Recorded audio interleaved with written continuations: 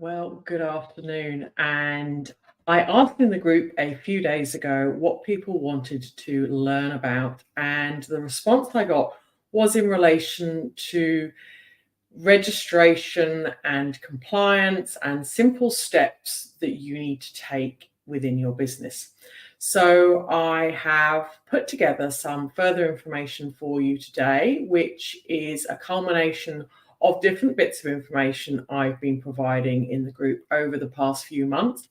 But I've really just basically broken it down to the few things I believe you need to have in your business today, whatever the landscape looks like and whatever is happening in relation to the changes we are expecting. This is all good practice. So, whatever the outcome is, it's really great to have these things in your business. So, today we're going to dive into all things compliance in relation to your unregistered business. So, this could be you as a sole trader, or it could be you as a micro or small NDIS business. So let's dive in today. So we're going to look at strategies that I recommend you start taking today to be ahead of the competition. Now, some of you may have all of this in place, which is absolutely fantastic. So give yourselves a pat on the back if you're already doing these things. And I really do think this is going to be what you are going to have to demonstrate you are doing moving forward when the NDIA put all of these changes into place. But you will be able to be ahead of your competition and be actively marketing that you have these things in place when your competitors are floundering around trying to get these things all together. So well done for being here today. So where did this all come from? This all came from a review that happened at the end of last year, where they were saying that many support workers were burnt out. They didn't have the skills and knowledge to be able to work in the industry, and that the sector was losing a large number of the skilled workforce because there was this burnout that was going on. And they realized that something needed to happen. And through the review that happened at the end of last year, they were saying they needed better processes in place. They needed minimum online training to ensure that workers meet their obligations. And they want to generally ensure that across the board, the quality of service is improving, because as you and I know, there's a lot of people in the industry at the moment that really don't know what they're doing. They're not doing the right thing by participants. And the government do not have eyes on the issues that are going on. So they really want to have more transparency. They want to see who is working in the sector. They want to know that those people are safe and effective and able and capable to do their jobs. But they've also said in this review last year that this is not going to happen overnight. So I don't want anyone panicking. You don't need to go and spend several $1,000s on packs of policies and procedures that are really available for people that are currently in that registration space that is very complex and really not suitable for sole traders or small businesses. So by the end of today, you'll walk away with actionable steps about the things that you can implement in your business and make sure that you are doing the right thing to keep yourself safe and to keep participants safe. So a few weeks ago, if you haven't watched my live already, I did dive into more detail in relation to the provider registration task force advice.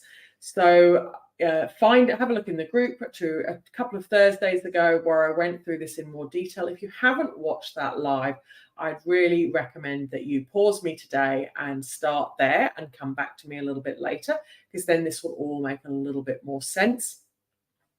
But again, this is still recommendations. Nothing has been set in stone, but they've given more clarity on what the expectation is. I've been speaking to a few people who have either jumped into the registered space or they're considering jumping into the registered space. Now is not the time. Registration is a great process. And for the larger companies that have a lot of moving parts, a lot of obligations, they're responsible for a number of people. That process is a really good, robust system, but it's not for everybody. So hopefully this change is going to be much better for those smaller providers, those people who are providing lower risk supports, And if that is you, then you are definitely in the right place. If you want some advice or information, if you are providing more complex supports, then please reach out to me and I will give you whatever advice I can. So you will have seen this slide, this snapshot that I have got from the task force review, which really explains the four different registration types that they are proposing. Now, what they are suggesting is that most sole traders, and I would imagine as well, most micro businesses will fall into that D basic registration category. So this is really where you're providing those community supports. You are really working within the community and supporting individuals to meet their goals on a low risk level. They're suggesting that they think most people in the small to sole trader category will be sitting under this registration code. So they are saying that worker screening will not apply to that category, because I know some of you have had massive challenges and I have been recommending the worker screening in the past, but they are saying that that worker screening probably won't be a category underneath the basic registration points. So that's good to hear, but they're also going to be talking about maybe some type of a MyGov login, something like that, where you can verify who you are, check that you are safe and capable and competent to work in the sector. So that's what they're looking at doing. So like I say, I think we're really going to be focusing on that basic registration for most of the people in this group. And that's the advice that I'm going to be providing in relation to what I suggest you do if you come under that category to get yourself prepared. So these are my top tips. So top tip number one, and this has been outlined as part of the report that they want. So top tip number one is to put a complaint process in place within your business. If you haven't already done so, I would definitely encourage getting started on this. I do have a complaints procedure that you are able to purchase from me. I'll be providing a link at the bottom. There's a Get Set bundle that is $49 that really does have the key elements that you need in relation to being compliant in this space at the moment. And as I've always said, any changes that come into play for anybody that purchases anything at the moment, if there are changes, I will provide an updated document free of charge for those that have purchased at this current time. So make sure you have a clear complaint process in place. So that will say who to complain to. If you're a sole trader, it's going to be yourself.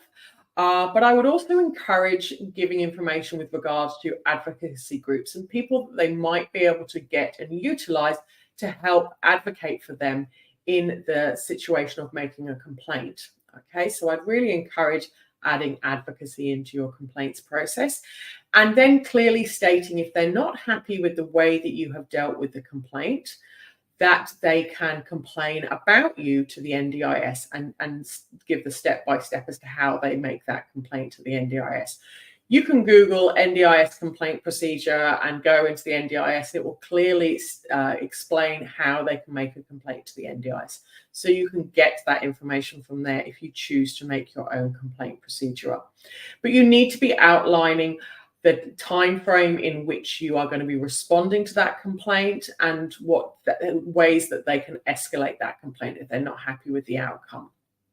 It's all pretty standard. It is in the process that I provide to you, and those time frames are pretty standard time frames, which it looks like they're going to be incorporating into the longer term recommendations. So step one is make sure you have a complaint procedure in place and make sure that you clearly communicate that to participants that you support and that they have an accessible format of making that complaint.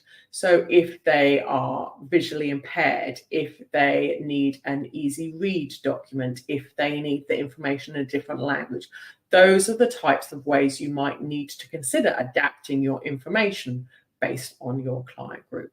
So that's the first recommendation I am going to give you today, and I encourage you to get going with that, get started.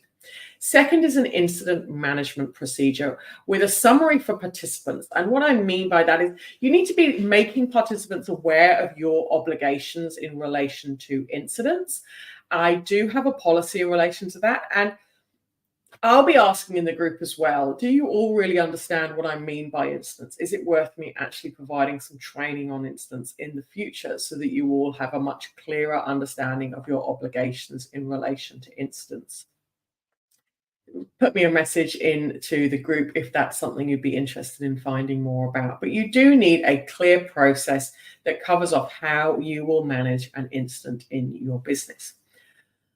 I would recommend a code of conduct policy. Again, I do have one in my pack, but the NDIS code of conduct and signing or showing that to participants and making them aware of your obligations in relation to that is good general practice. So at a minimum, grab that code of conduct off the NDIS website and go through it with your participants and be clear yourself what your obligations are in relation to the code of conduct. My next tip is, and I keep harping on about this, is make sure you've got the worker orientation module training under your belt. This is all in the NDIS website. And if you do need a link to this, if you're not too sure what I'm talking about, I can provide that link to you. Just reach out to me. But at a minimum, go through that worker orientation module. There's a new worker orientation module. I'd really encourage the effective communication modules as well. And there's also meals. There's 3 or 4 different free training within that the NDIS provide, and you get a certificate at the end. And I do think that they are going to be expecting that as a minimum. So if you haven't done that, get on and get it done. It should only really take a few hours of your time, and it's really very valuable. It could be you've been in the industry for years. I was in the industry. I've been in the disability industry now my entire working life, and I didn't learn anything new as part of completing those modules, but they were good reminders, and they were good little kind of things in your mind of, oh yes, I do need to keep an eye out for that, and I do need to think about that. Because one thing they're talking about is the continual professional development. So if you haven't done these modules, then definitely get them done, because you can tick that box in relation to professional development. And I'll talk about other ways in which you could be doing that if you have got those certificates in place as well in a moment. So get that done if you haven't done so already.